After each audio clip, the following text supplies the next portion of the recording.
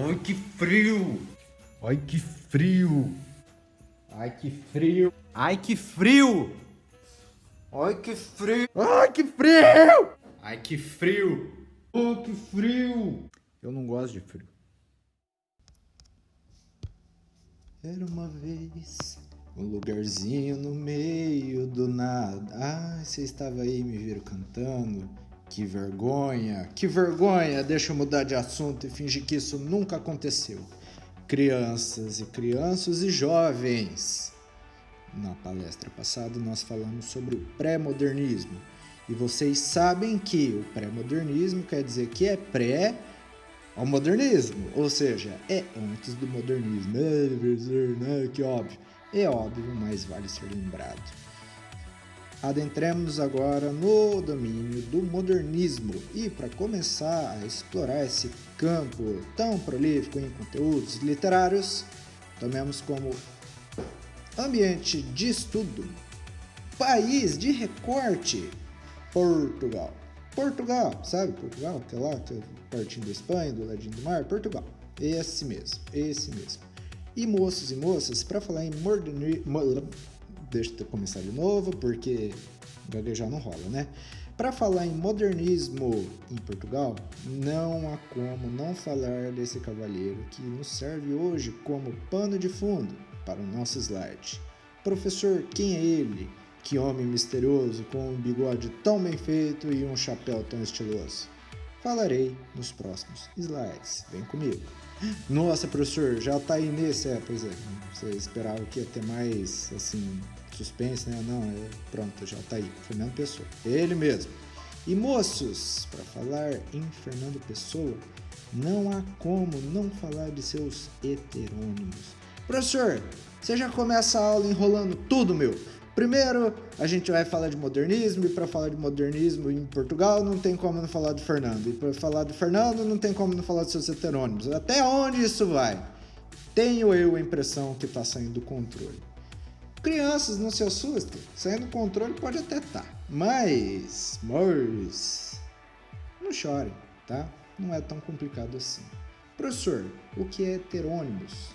Como os senhores bem sabem, hétero significa diferente e nômios vai fazer referência a nada menos que nomes.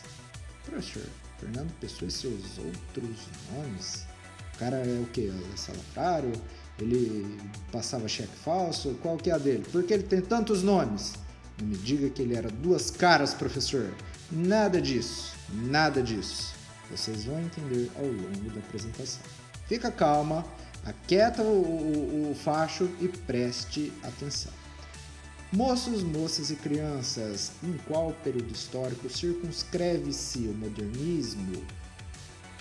Em Portugal, em se tratando de Portugal, nós estamos falando dos séculos 19 e 20, fim do 19 e 20. E o que está acontecendo nesse momento, nesse lugar? Afinal de contas, lugar e época influenciam diretamente naqueles textos, naquelas obras que estão sendo produzidas. E Portugal, senhores, em 1890, levou um revés tremendo, levou um tapa na cara da Inglaterra. Por quê? Chegando ao fim do período colonialista, e isso mesmo, o período colonialista durou muitos séculos, como vocês podem ver. Olha só, em 1890, nós temos tropas portuguesas em ex-colônias africanas ainda, mas lá foram os ingleses e falaram: Portugal, ou vocês caem fora da África ou se verão comigo. E sabe o que Portugal fez? Saiu. Nossa, professor, que humilhante! Como assim chega outra nação e manda outra colocar o rabo embaixo das pernas e ir embora bem de mansinho? Galera, saibam que o século XX foi marcado por uma série de conflitos e intrigas. Essa envolvendo Portugal e Inglaterra é apenas mais uma delas. Mas felizmente não rolou pinga-sangue, porque Portugal baixou a bola e caiu fora, tá? Mas pensem os senhores que isso trouxe um mal-estar terrível para aquele país e aquela população. Afinal de contas, quando países se encrespam, A relação entre eles torna-se um tanto quanto desagradável e, a partir daí, na sala, surge um elefante branco. Enfraquecida, a monarquia que dominou Portugal por tantos anos, como os senhores bem sabem, veio a cair em 1910. Se em 1890 Portugal já estava enfraquecido o suficiente para ter de baixar a cabeça para a Inglaterra desse jeito e não fazer nada, note-se que o governo e a nação já estavam mal das pernas, tá? A ponto de, em 1910, uma monarquia que parecia eterna, uma monarquia secular, veio a cair, dando espaço a um novo tipo de governo, a República, que não durou muito tempo em Portugal, tá? Ela logo veio a ser substituída pela ditadura de Salazar, por volta de 1926, tá?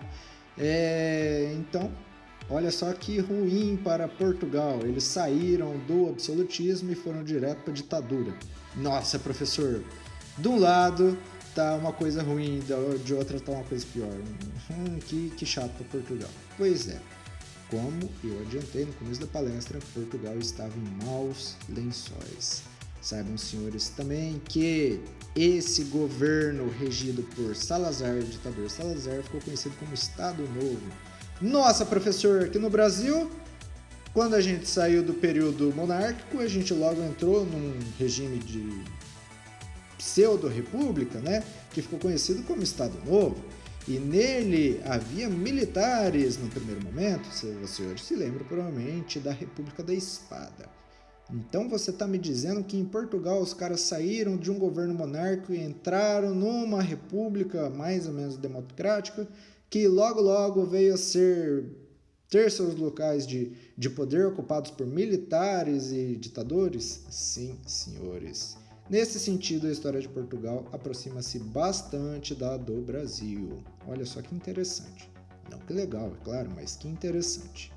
E, pessoal, esse Estado Novo português vigorou até 74, então vejam só. Salazar entra no governo por volta de 26 e sai em 74. O que é isso se não um tipo de ditador que continua no governo por... Faz as contas aí, quem é bom em matemática. Se ele chegou no governo mais ou menos em 26, torna-se o líder daquela nação, o ditador, por volta de 32, e vai sair só em 74, nós temos aí uma porrada de anos com um único governante forte e poderoso que manda e desmanda como bem quer. Mas, hora ou outra, a ditadura portuguesa caiu por terra. Isso se deu em função da Revolução dos Cravos, que foi um outro golpe militar contra a ditadura. Olha que coisa louca.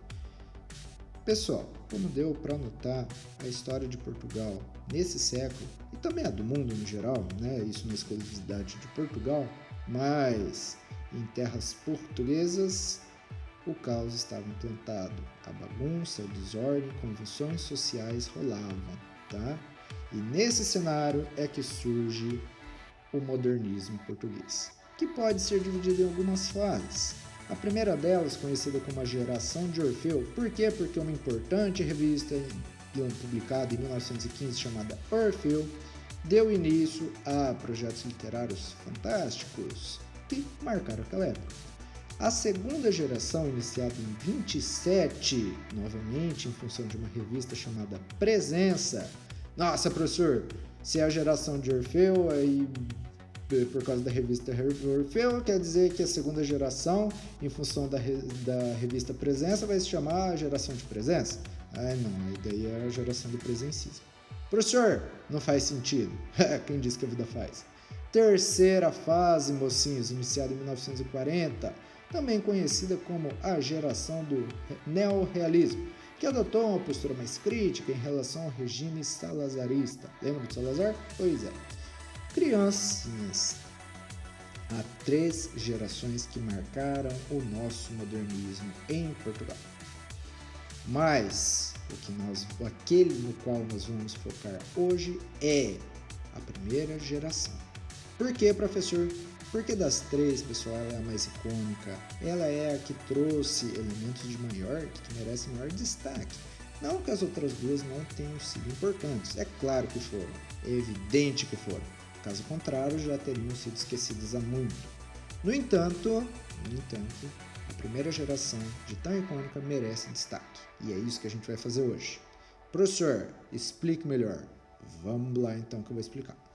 Contemporânea à eclosão da Primeira Guerra Mundial. Essa revista, pessoal, como vocês já ouviram falar boatos, e esse boato foi o que contei no slide anterior, ela foi publicada, lançada em 1915. Nossa, velho! A Primeira Guerra Mundial começou em 1914? Quer dizer que a revista saiu praticamente junto com a guerra? Então eu vos pergunto, será que essa revista não tratava nem um pouquinho sobre aquele clima de falta de amabilidade que marcou a Europa do começo do século XX? Que mais, professor? Marcada pela instabilidade político-econômica portuguesa, além do saudosismo das antigas glórias marítimas. Olha só, galera, a pergunta que eu fiz para vocês no tópico anterior está sendo respondida aqui. Essa revista trouxe textos escritos que trazem à tona justamente a instabilidade vivida por Portugal naquele momento. Portugal não participou da Guerra Mundial, porém, não há como não ter sido afetado durante o confronto daquelas proporções. Afinal de contas, a Europa, praticamente toda ela, saiu arrasada. Não há como a política ou a economia de um país próximo daquela guerra, daquele confronto, não ser minimamente atingido. Portugal o foi. E, como eu já destaquei, mas volto a salientar, a crise e a instabilidade política e econômica flagelava a nação portuguesa, tadinho dos portugueses, professor. E é aí que nasce um espaço, um palco propício para que saudosismos referentes às antigas glórias marítimas portuguesas fossem levantadas. Afinal de contas, como pode um país cheio de glórias como aquele cantado por Camões agora estar numa situação bagaceira como a gente pode ver agora? Não é possível, professor.